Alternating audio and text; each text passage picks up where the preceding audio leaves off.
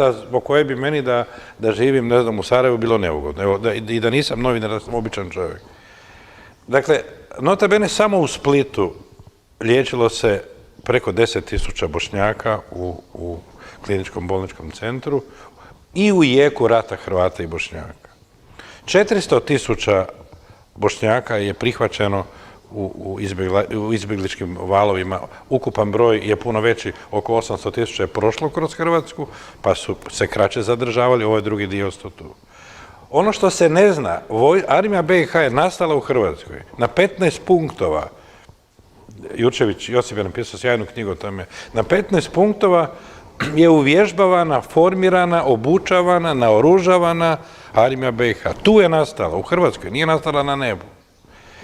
Imate posebne škole za bošnjačku djecu koji su ostali u Hrvatskoj po bošnjačkom programu, po bošnjačkom jeziku, specijalno napravljene za bošnjačku djecu.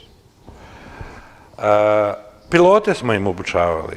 Imate dokumenata, recimo, armija BiH piše, molimo vas da nam izradite i pečat. Naravno, rat je, zemlja je raskomadana, oni nemaju ništa, moraju formirati ovoga.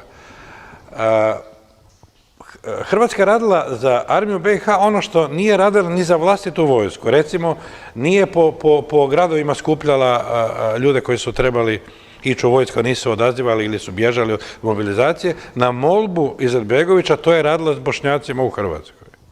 Prebacivala ih je vojne formacije gdje god su oni to tražili. Avionima, helikopterima, kamionima. To je sve koštalo.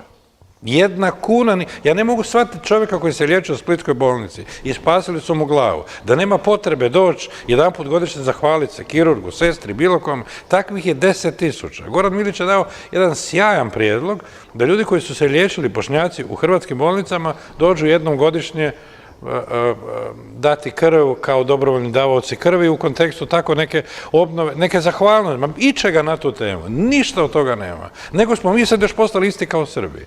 Pa ta razina nezahvalnosti, ma ne nezahvalnosti, one najelementarnije nezahvalnosti. Više nas se ni ne zove kako nas treba zvati, nego uzupovce. Dakle, cijelo vrijeme se zapravo tako čituje. A taj isti Izetbegović, i ne samo, ne Alija, nego Bakir sa familijom je živio u Zagrebu, kad god je imao potrebe, dolazio tu. Čuvali su ga hrvatske sigurnosne službe. Pa kako smo isti? Pa je Ganište liječio u Splitu, pa nije se liječio u Beogradu. Pa mislim, more takvih podataka. Ovaj podatak koji je Jurčević u knjizi navodi o 15 kampova gdje je obučavana i pripremana ta vojska. Ti Bošnjaci koji su dolazili iz Njemačke, Švicarske, ne znam otkud, dolazili su ovdje po uniforme, po oružje, po pripremu i onda su slani dalje. Pa kako to može biti isto kao i Srbi koji su im zapalili, poklali, silovali, ubili, samo u Srebrenici ostati? Kako to može biti? Kako se usude reći da je to isto? Sad ne govorim iz perspektive politike. Politika je to što je, ali običan svijet, taj običan čovjek koji je tu, da, koji je tu bio, tu se hranio, tu mu dijete išlo u školu, tu se liječio.